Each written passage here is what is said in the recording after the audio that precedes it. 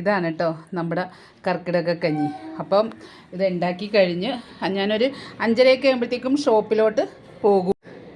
ഒന്ന് ഉള്ളിയൊക്കെ ഒന്ന് ഇത് നെയ്യിൽ മൂപ്പിച്ച് ഒക്കെ ഒന്ന് ഇട്ട് ഒന്ന് റെഡിയാക്കി നല്ലോണം നെയ്യൊക്കെ ഇട്ടിട്ടാണ് കേട്ടോ. കാരണം വെച്ച് കഴിഞ്ഞാൽ ഇത് ശരിക്കും പറഞ്ഞു കഴിഞ്ഞാൽ എൻ്റെ ഒരു ഇതല്ല, ഇതെൻ്റെ ഒരു ആവശ്യമായിരുന്നു. എന്ന് വെച്ച് കഴിഞ്ഞാൽ എനിക്ക് ഹെൽത്ത് നോക്കണം എന്നുള്ളൊരു ആവശ്യത്തിൽ ഞാനും ആദ്യമായിട്ടാണ് കഴിക്കുന്നത്. പക്ഷേ ഉണ്ടാക്കാനൊക്കെ അറിയാം, ഉണ്ടാക്കുകയും ചെയ്യുമായിരുന്നു.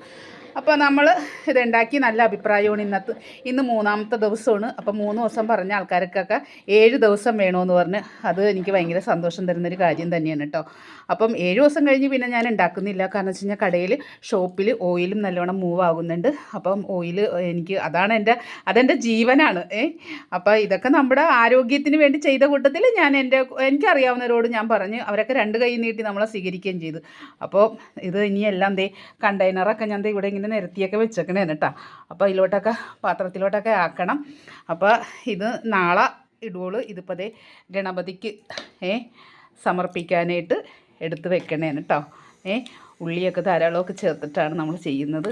നല്ല രുചിയാണ് കേട്ടോ. അധികം മരുന്നിൻ്റെ ആ ചുവ അറിയാതിരിക്കാനായിട്ട് തേങ്ങയൊക്കെ നല്ലോണം ചേർത്തിട്ടുണ്ട്. തേങ്ങക്കൊക്കെ വില കൂടുതൽ, അതൊന്നും നോക്കിയിട്ട് കാര്യമില്ലല്ലോ. നമ്മൾ അതിനനുസരിച്ച് കാശ് വാങ്ങിച്ചാൽ പോരെ. 1/2 ലിറ്ററിന് 75 രൂപയാണ്.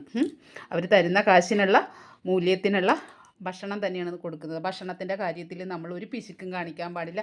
നല്ല രുചിയുള്ള ഭക്ഷണം ഇരിക്കണം. നമ്മൾ ആർക്കും എപ്പോൾ ഒരു കറി ഉള്ളെങ്കിൽ കൂടി ആ കറി നല്ല രുചിയുള്ള കറിയായിരിക്കണം.